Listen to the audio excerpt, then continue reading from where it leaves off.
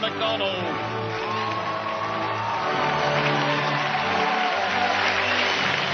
Thank you. I'm Norm Macdonald, and now the fake news. Moments after the Bosnian peace treaty was signed in Paris, grenades rocked Sarajevo, killing 6 people.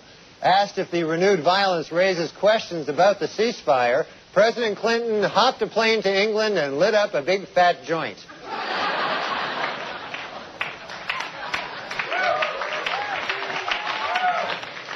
King of Pop Michael Jackson, who collapsed during rehearsals for a concert last week, has been released from the hospital. Doctors say his condition is stable and continues to improve, although he is still a freak.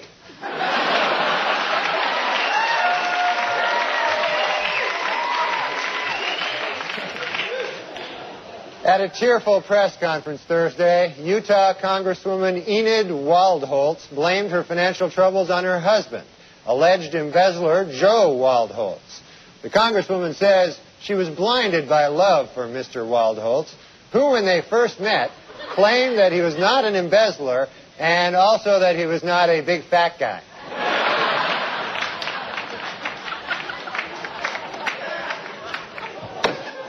In sworn testimony this week, Paula Barbieri admitted that she had broken up with O.J. Simpson the very night Nicole Brown Simpson was killed. Boy, that had to be a tough day for O.J., huh? First he gets dumped by his girlfriend, then Colombian hitmen kill his wife. Man, that's... You gotta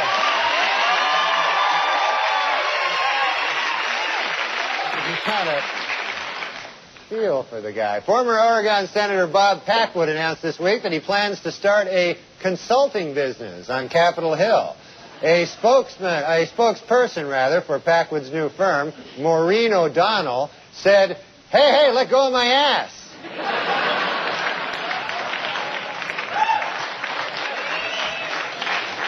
This week, CBS aired the Martha Stewart Christmas special, in which she demonstrated that with an old soup can, some used tea bags, some string, and some sparkles, you can make a useless piece of crap.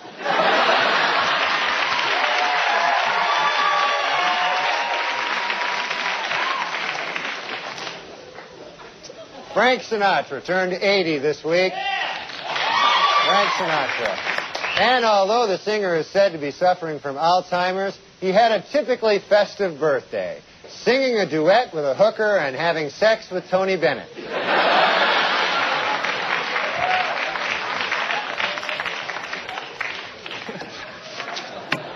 Probably going to end up in Jersey with a meat hook up my ass, but it was a good joke. All right.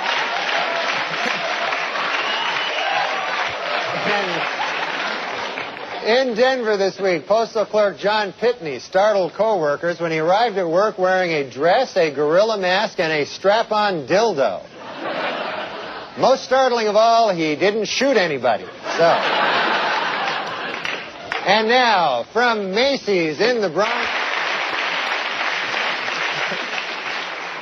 After 30 years of non-stop touring, the Grateful Dead is finally breaking up. Fans of the group, formerly known as Deadheads, will now be called homeless people.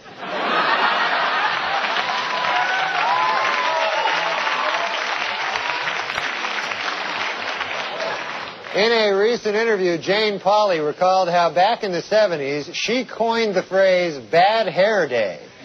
In another recent interview, Larry King recalled how back in the 70s, he coined the phrase bad face day.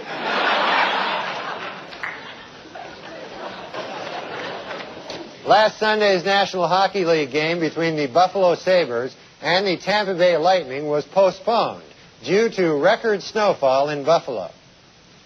Or so the Germans would have us believe.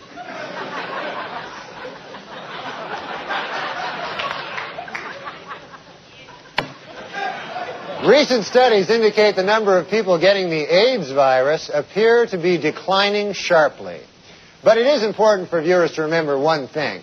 Sex without condoms feels better.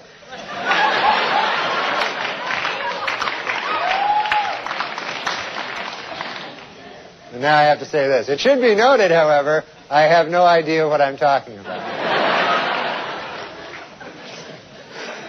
18-year-old Julie Wozchak will be going to Paris after winning an essay contest sponsored by the Dayton Daily News. She won for her essay, which was entitled, "Why I Want to Go to Paris with Some Old Guy from the Daily Dayton News." The Dayton Daily News. Like that would have helped. Okay. Hollywood prostitute Divine Brown has written a book describing in lurid detail exactly what she did with Hugh Grant. The book sells for $25, but for $35, she'll show you.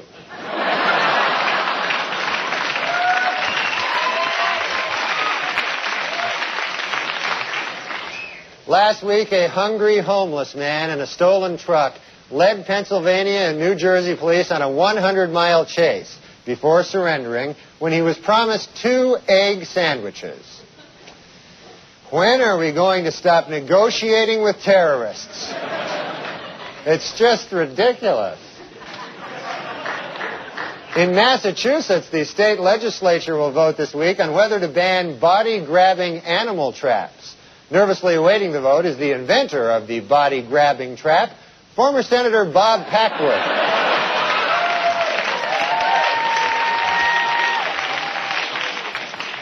Wrong Way Corrigan, the man who once flew all the way to Ireland by mistake, died this week at the age of 88. It was just like him, said his wife. He was trying to live. He got it all wrong. And finally, next week, Christians everywhere will be celebrating Christmas, or, as people born on December the 25th call it, screwed out of a present day. And that's all for now. Good night, folks.